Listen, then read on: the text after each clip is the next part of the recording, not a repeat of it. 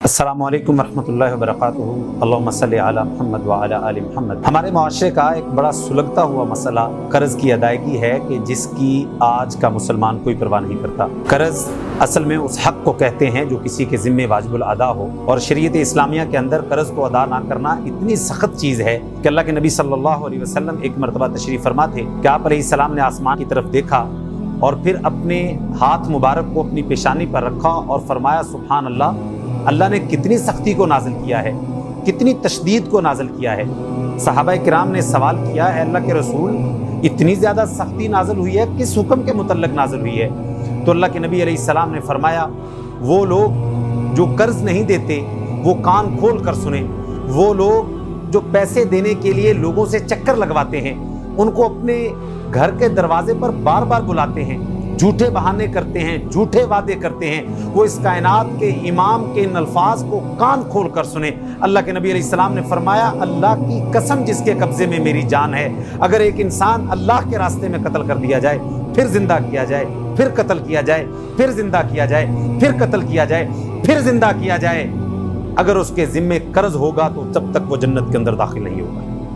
یعنی اگر قرض اس کے ذمے ہے تو وہ جنت میں شہادت کے باوجود داخل نہیں ہو سکتا۔ لیکن آج کے مسلمان کو پرواہ کوئی نہیں۔ تاجر جنہوں نے لوگوں سے مال لیا ہوتا ہے ہول سیل کے اوپر، وہ چکر لگا لگا کے لوگوں کے ناک رگڑوا دیتے ہیں، اور ہمارے معاشرے میں قرض لینا بھی ایک فیشن بن چکا ہے۔ قرض لینا ایک بڑا ہنر سمجھا جاتا ہے، بھائی میں نے تو اس کو کہانی کروا کے اس سے قرض لے لیا، اس مسلمان کو دھوکہ دے کر میں نے اس سے فراڈ کر کے پیسے لے لیے، اور پھر دینے کی ہماری نیت نہیں ہوتی دینے کی۔ حالانکہ اللہ کے نبی صلی اللہ علیہ وسلم نے فرمایا، جو قرض اس نیت سے لیتا ہے کہ میں اس کو ادا کروں گا، اللہ اس کے لیے راستے نکال دیتا ہے، اور جو نیت اس طرح کرتا ہے کہ میں نے دینے ہی کوئی نہیں، اللہ تعالیٰ پھر اس کے لیے راستے واپسی کی آسان ہی نہیں کرتا۔ اور اللہ کے نبی صلی اللہ علیہ وسلم ہر نماز کے بعد یہ دعا مانگا کرتے تھے، اللہم انی اعوذ بک من المعصم والمغرم، اے اللہ میں گناہ اور قرض سے تیری پناہ مانگتا ہوں۔ صحابہ نے سوال کیا، اللہ کے رسول آپ اتنی زیادہ پناہ کیوں مانگتے ہیں؟ اللہ کے نبی نے فرمایا، جو قرض ہوتا ہے جب انسان واپس نہیں کر پاتا، قرض لے لیتا ہے، پھر جھوٹ بولتا ہے اور وعدہ خلافی کرتا ہے۔ تو میرے بھائیو، خدا را قرض سے اپنے آپ کو بچائیں، بہت مجبوری کی حالت میں لیں۔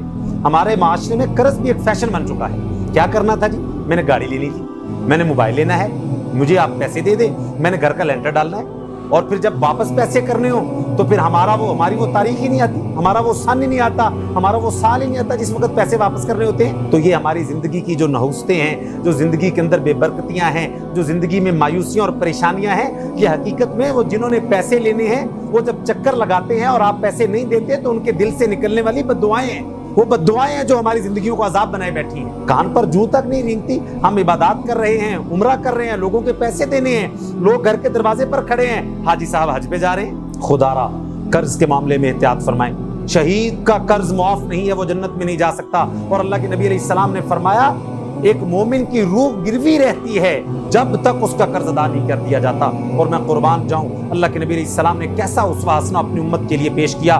آپ علیہ السلام نے ایک ایسے شخص کا جنازہ پڑھانے سے انکار کر دیا جس کے ذمہ صرف 2 دینار قرض تھا۔ آپ نے فرمایا، میں ایسے شخص کا جنازہ نہیں پڑھاتا۔ اور میرے بھائیو، خدا را جن بچوں کی خاطر اور جن بھائیوں کی خاطر اور جس فیملی کی خاطر آپ لوگوں سے قرض لے کر واپس نہیں کرتے، مرنے کے بعد انہوں نے واپس نہیں کرنا۔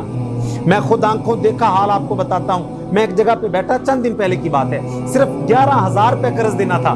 ایک بھائی فوت ہو گیا، اللہ تعالیٰ اس مغفرت فرمائے، اس کے وارثین ورثاء جو ہیں وہ 11,000 روپے نہیں دے رہے تھے، حالانکہ لینے والے نے باور بھی کروایا، یار تمہارا بھائی فوت ہو گیا، میرے اس نے پیسے دینے۔ انہوں نے کہا یار دے دیں گے، آہستہ آہستہ دے دیں گے، اور اللہ کے نبی کے فرمان کے مطابق اس کی روح اٹکی ہوئی ہے۔ خدا را قرض کے معاملے میں احتیاط کریں۔ جن کے پیسے دینے ہیں ان کو خوشی کے ساتھ دیجیے، ان کے وسعت کے ساتھ دیجیے، بلکہ ان کا شکریہ ادا کیجیے۔ هل جزاء الاحسان الا الاحسان، احسان کا بدلہ احسان کے سوا کیا ہو سکتا ہے؟ اس نے آپ کے ساتھ بھلا کیا ہے۔ فیشن کے لیے قرض نہ لیں۔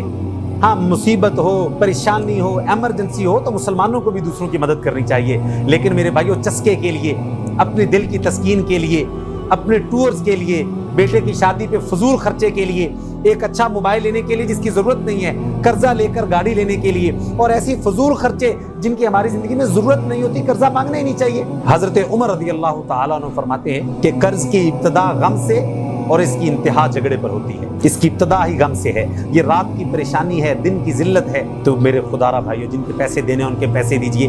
عبادات کا لطف بھی تب آئے گا، تب عبادات بھی قبول ہوں گی، تب اللہ بھی راضی ہوگا۔ لوگوں کے پیسے دینے ہیں تو میرے بھائیو، لوگوں کو چکر لگوا رہے ہیں، استطاعت کے باوجود لوگ نہیں دیتے، بلکہ لوگ اس کو فن سمجھتے ہیں۔ بھئی ہم تو چکر لگواتے ہیں، ہم تو ناک رگڑوا کر پیسے دیں گے۔ تو پھر قدرت بھی آپ کا ناک گڑگڑائے گی، آپ کی زندگی بھی تنگ ہو جائے گی۔ خدا را آسانیاں کریں، جن کے پیسے دینے ہیں ان کے پیسے دیجئے، اللہ آپ کی زندگی میں برکت بھی دے گا، عزت بھی دے گا، عروج بھی دے گا۔ اللہ تعالیٰ ہر سننے والے کو اور بولنے والے کو اللہ قرض سے محفوظ فرمائے، اللہ غیب کے خزانوں سے ہمارے دامن کو بھر دے۔ وما علینا الا البلاغ المبین۔